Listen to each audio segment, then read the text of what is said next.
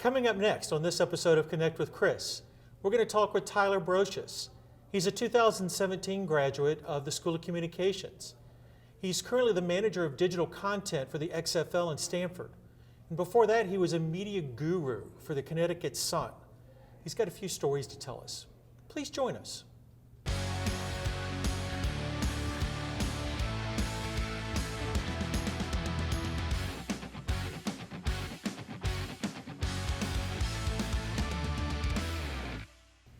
Welcome to Connect with Chris. I'm Chris Roush, the Dean of the School of Communications at Quinnipiac University. And joining us today is Tyler Brosious. He's the manager of digital content for the XFL. Tyler, thanks for joining us. No problem. Thanks for having me. I feel like we've been chit-chatting through Twitter and social media since you started at Quinnipiac, and it's finally good. I haven't been back in a while, so it's good to be back. Got a little bit of the Honorable Bernard Lollyberry, take a little Instagram picture, and hang out. Great. Thanks for joining us. No problem. We're going to play a little Connect 4, and I'm going to grill you on some Philadelphia sports trivia. Yikes. Yeah, I hope I can suffice as a South Jersey boy. I hope I make my dad proud a little bit with my Philly sports knowledge, but my Connect 4 game is not very good. I will warn you. Okay. Well, you get to go first. Okay. That should help me a little bit. So let's start at the beginning. How did you choose Quinnipiac? To be honest, we always joke. I have a twin brother. He was the nerd of the family, a little bit smarter than myself. And we had this on-running joke that we toured over 25 schools. The only two schools we didn't actually tour were Quinnipiac and Boston College, and those were the two schools we ended up at. I always loved sports and being in communications, and I just wanted to get my hands dirty immediately. So kind of researching, I saw, obviously, Northeastern was interesting to me, Syracuse was interesting to me, but the opportunities to really get going on the ground floor immediately at Quinnipiac was something I was all about. And then you go up to the TD Bank Sports Center on your first trip and you're like, yeah. I think there was now the People's Bank Center. Oh yeah, I'm So showing my we've age a little bit. changed sponsorships just to get that out of the way. No, I totally agree. The People's United Center, and I think it was a Lupe fiasco or like some ridiculous concert going on. And it just looked awesome and very grand, and that's the first impression, and it never really left my head when I officially enrolled. All right. And so when you were here, what were you involved with? A little bit of everything. I mean, I was really passionate about sports, so I got involved very quickly with QBSN. Okay. Where Kevin Noonan, who is actually a sports information director now, or as they call him, athletic communications people, he was the head of QBSN, got me involved, and then I started more and more getting involved through play-by-play and other things with the athletic department. And I became one of the leading students when it came to really being involved, whether it was doing social media, play-by-play, feature writing. I kind of became like a small student face of the athletic department that way. And Okay. You just beat me. How did you just do that? It was not that hard. So- Was it really not? I thought I had a couple moves going. No. I told you I'm terrible at it, but. What was the first year that the Philadelphia Phillies went to the World Series? Oh, it's got to be like something. It's not 1980 because that's when they won. No, they'd been twice before that. So Okay. I'll give you either year before that. All right, so it's got to be like 72 or 73. No, Is it what, like 60s? no. All right, I told you I was not good. I love my teams. My knowledge is used elsewhere, I swear. Okay, so 1950, Oh, wow. they lost to the Yankees 4-0. Oh, And it then- sounds Philadelphia. And then 1915. Oh, come on. We're going back to Grover Cleveland Alexander. when we did I'm that. probably played with a few of those guys in MLB The Show when I was like 13. All right. It happens. All right. So while you're here, you're working for the athletic department, and you're working in sports information. Why sports? Why was sports so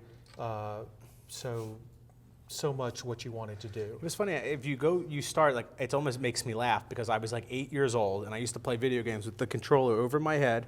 I could sit in my cool gaming chair my mom got me for Christmas, and I would do play-by-play of Madden, NHL, NBA 2K, any game, and I could do play-by-play. I grew up following the likes of Harry Callis, Jim Jackson on WIP. It was just, for me, something I was very passionate about. And once my ankle kind of gave out, I realized I wasn't going to be the star left tackle, and I don't think anyone ever thought I was going to be, as a very normal size and not 6'7".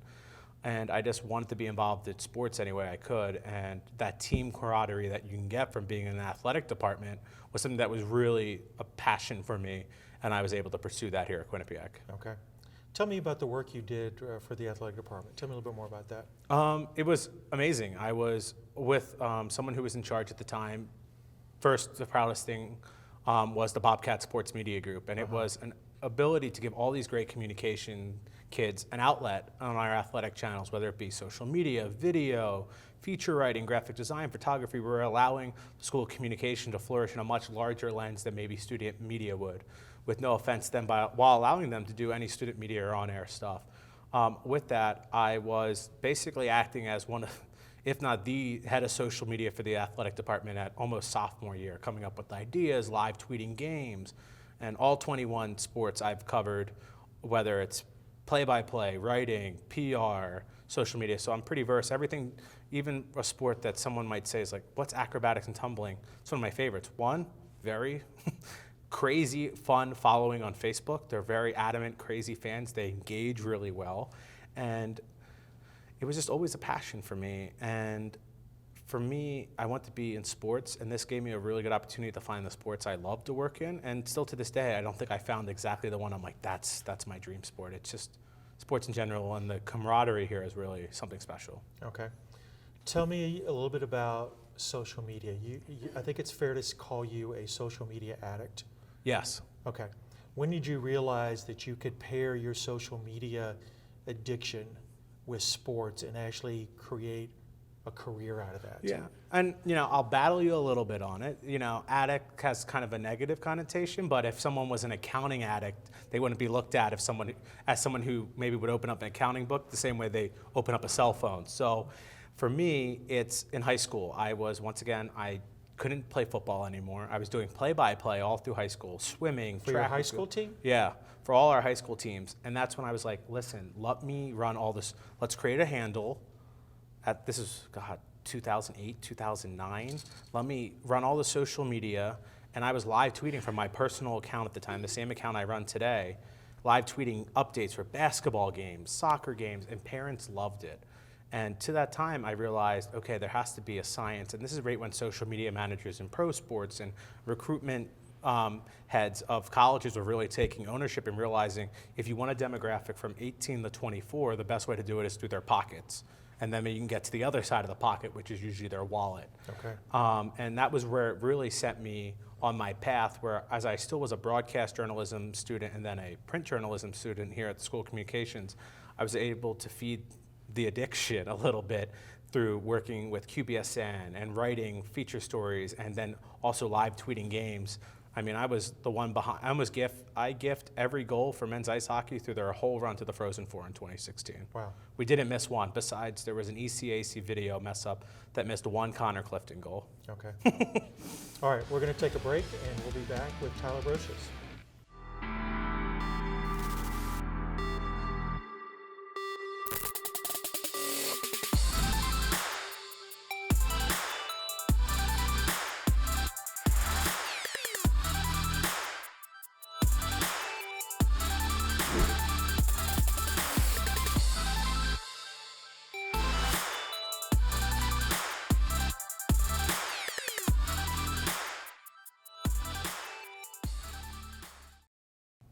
We are back on Connect with Chris with Tyler Brosious of the XFL. Tyler, let's move a little forward. You're graduating from Quinnipiac, and you're looking for a job. How do you connect with the Connecticut Sun? It was amazing. A lot of fun. Working in a casino itself is really incredible. But to work for those two teams, the Black Wolves, which were just so passionate in the indoor lacrosse league, the NLL, and then the females that are just tremendous athletes at the WNBA and have a run that we did all the way, leading the WNBA finals, yeah. Game 5, 10 minutes left, and you got one laptop that's got the page ready to go with parade information and everything, that the Fanatics gear, everything. And then to have the page where it's like you kind of have to erase everything. That's the thrill you can't beat. And that's why really, when it comes back to our original topic, that's why I love sports, that thrill and the excitement where the situation of your job can change in 2-3 seconds. Keeps you on your toes. All right. Philadelphia sports trivia. Hit me. Moses Malone. Mm-hmm. Where did he go to high school? High school? High school. He was famous for skipping college and went from high school straight to the pros. I don't like that route. You got to go to college. But Get your degree. God, I only high school that really resonates with me is Lower Merion in Philadelphia because of Kobe. And from being a South Jersey guy, I can't think. You're going to name it, and I'm like, oh, yeah, of course. Petersburg, Virginia. Oh, Petersburg come on, I High was School. never going to get that. You're not giving me softballs at all here. These are 12-6 That's Tim a softball Wakefield. to me. Oh, I guess. You're throwing me Tim Wakefield knucklers. All right, I'll give you a softball here. Here. Who did the Phillies trade Greg Luzinski to? Oh, was it the Mets? No. He ended up at the Mets. No. You're toughing me out here. I do not look like a good Philadelphian. The White Sox. Oh, I would have never gotten that. Okay. Back to Moses. Hit me. What's his most famous saying? I also don't know this one either. 1983 playoffs. Faux, faux, faux. That sounds like me most of the time. Yeah. But usually at Wendy's. We're going to So win with the faux, faux, faux. 4, 4, and 4. Yeah, I mean, that's the Courtney Williams. To tie it back to the WNBA, that's some Courtney Williams level of cockiness, which I love. All right. As you could tell. You got kind of famous at the Connecticut Sun for the social media. ESPN wrote about you, Yahoo Sports wrote about you, and about how the Connecticut Sun social media had this huge following. Why do you think that struck such a nerve with fans? First of all, it was a complete group effort. The marketing director at the time, Maura Doyle, Annette Hogan, Robin Brown, Amber Cox. It was a great room to be a part of. And when you have a video director at the time like Ben Piashik, who was another Connecticut kid, like he and I knew each other, like our brains were connected at some like alter ego. Like he knew exactly what I was thinking for a video. But I think the thing was that we were gritty and we wanted to have some fun. And I think in female sports, there's this idea of camaraderie and friendship, where in male sports, they've been established and it's no longer, I gotta pick this guy up. And at the Sun, we were really trying to break that mold. It was like, no, we wanna beat you by 30 points and rub it in with a funny graphic. You know, we want to make fun of LA for literally the big L in LA after we swept you. And from my as I talked about my jokes with Molly, like I have a cocky, swaggerous attitude. I'm the first one to throw my hand up if I'm wrong or if I catch a loss. But if the team was just winning and I was in my studio apartment in Groton living the life, typing away. We had the bye, so we were just joking like, who are we going to play in the finals? I was tweeting about Goldfish. And that personality wasn't really seen much at the time, and I think it's getting there, especially this year. The more respectful, pick the other team up kind of attitude at the WNBA, we took some risk and we saw the rewards for it socially. Okay.